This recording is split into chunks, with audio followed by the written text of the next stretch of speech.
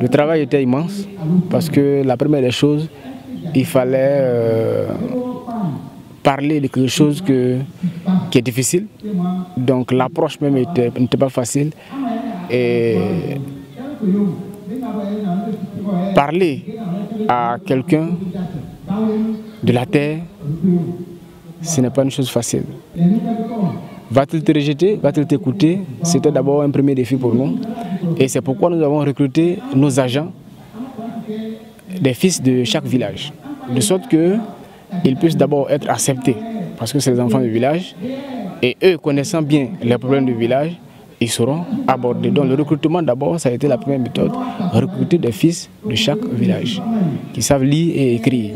Voilà. Ensuite, il fallait les former. Donc ils ont reçu 2 sessions de formation, en 2 sessions, et après cela, ils sont retournés pour sensibiliser donc leurs parents. À la sensibilisation, il y a eu donc la première méthode, c'était de visiter les familles. C'est ce que les agents qu'on a recrutés étaient chargés de faire. Et donc, ils passaient donc dans chaque binage, parler donc des questions foncières, c'est-à-dire du certificat foncier, hein, de ses enjeux, de la délimitation, hein, des territoires et des avantages donc, que produit donc, la délimitation donc, des territoires des villages. Voici donc le principal rôle qu'ils avaient.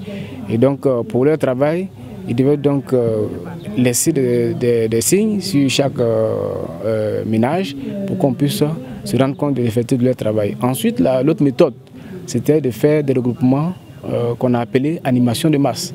Voilà, là où des ménages n'ont pas été visités, quand nous avons l'occasion donc de parler publiquement, on les rassemble donc et on leur donne les mêmes messages que les agents auraient dû passer.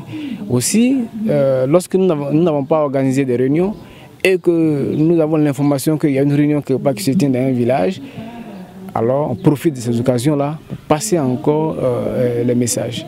Donc voici les méthodes. Les messages, on le fait par la parole, c'est vrai, mais aussi on a créé une musique spéciale hein, qui parle donc de toutes ces questions de sécurisation des terres. À cela, on a ajouté même un sketch qui a été vraiment apprécié parce que le sketch parle pratiquement de tous les aspects de la sécurisation foncière en langue locale.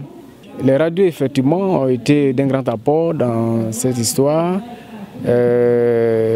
Comme je le disais tout à l'heure, ce n'est pas évident de toujours trouver quelqu'un à la maison avec les activités de chacun, ce n'est pas évident.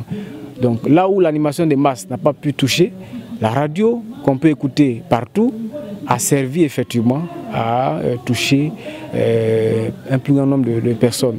Voilà. Et sur ce point, nous avons travaillé avec la radio de Bokanda, hein, principalement pour la sous-préfecture, la radio de Dimbokro, pour couvrir la zone de Bokanda allant jusqu'à Dimbokro, la radio de Kwasi-Kwasikro, la radio de Djevi et la radio de Bangwanou, radio Moronou, qui elle couvre une plus large zone. Il faut dire que ces radios, non seulement on couvert Bokanda, mais on couvert d'autres régions qui ne font pas partie de Bokanda. Et nous pensons que ces régions également ont entendu donc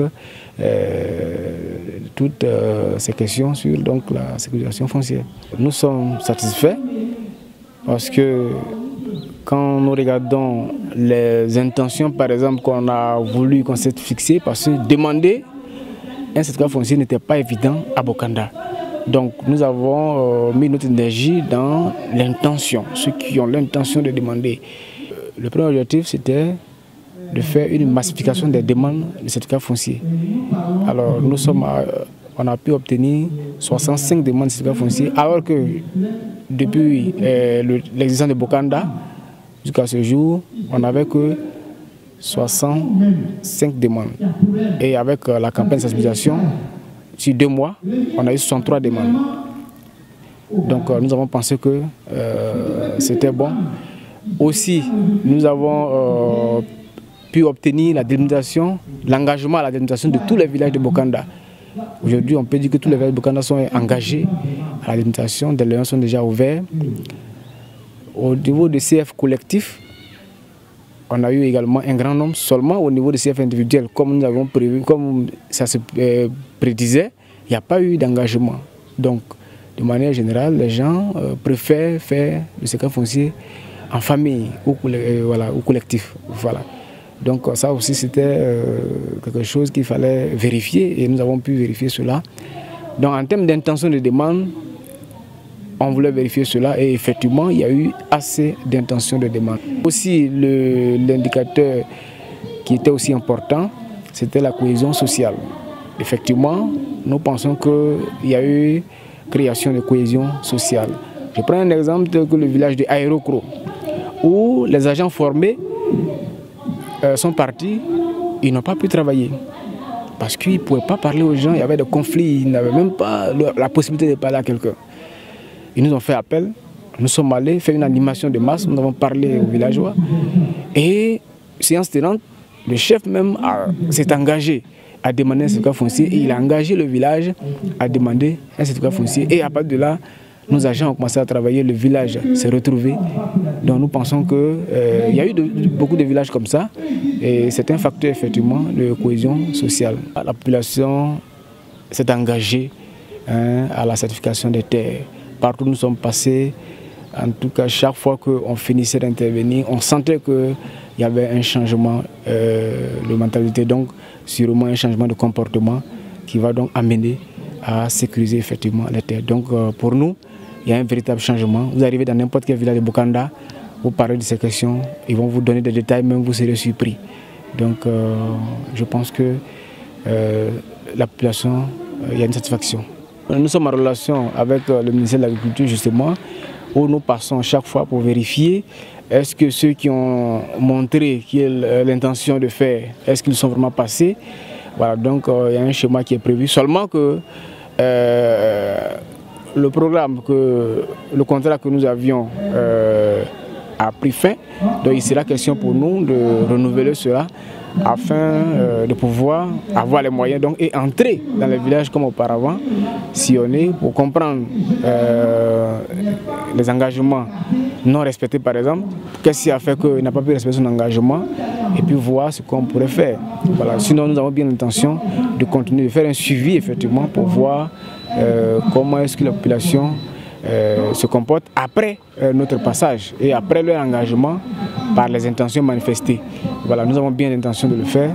Nous avons une équipe dynamique qui est prête pour cela. Mais je pense qu'un appui va nous faciliter donc, ce travail-là. De nos moyens en tant qu'ONG déjà, nous pouvons le faire dans des zones pas peut-être éloignées, avec nos moyens de bord. On peut le faire, c'est ce que nous avons toujours fait, d'accompagner la population lorsqu'elles ont besoin de nous. Voilà, à l'instar de ce qu'on a fait avant-hier par exemple, en récompensant les meilleurs élèves au BPC par des kits scolaires. Voilà, donc nous le faisons. Et donc je pense que c'est des choses qu'on faisait. Mais pour ce grand département, on ne peut pas le faire seul. Et donc le suivi a besoin de quelques moyens. Je voudrais d'abord leur adresser nos remerciements, voilà, pour leur appui qu'ils nous ont apporté pour pouvoir réaliser cette campagne. Appui financier pour la FAO et appui en termes de communication au niveau de l'UNESCO. Cela nous a fait du bien, nos agents ont été formés et je pense qu'on ne peut qu'encourager cela. Et nous, donc, nous demandons donc à la FAO et à l'UNESCO de continuer donc, de nous apporter donc, cet appui-là pour que nous puissions finir donc, de gérer le département de Bokanda, c'est-à-dire amener donc la population de Bokanda de manière générale à la certification foncière et donc à la sécurité foncière au niveau de Bokanda. Et ensuite, pourquoi pas aller dans d'autres zones, parce que la Côte d'Ivoire ne se limite pas à Bokanda. Donc nous avons l'intention de le faire un peu partout en Côte d'Ivoire, de sorte que la Côte d'Ivoire puisse arriver donc à cette stabilité, à la paix tant recherchée.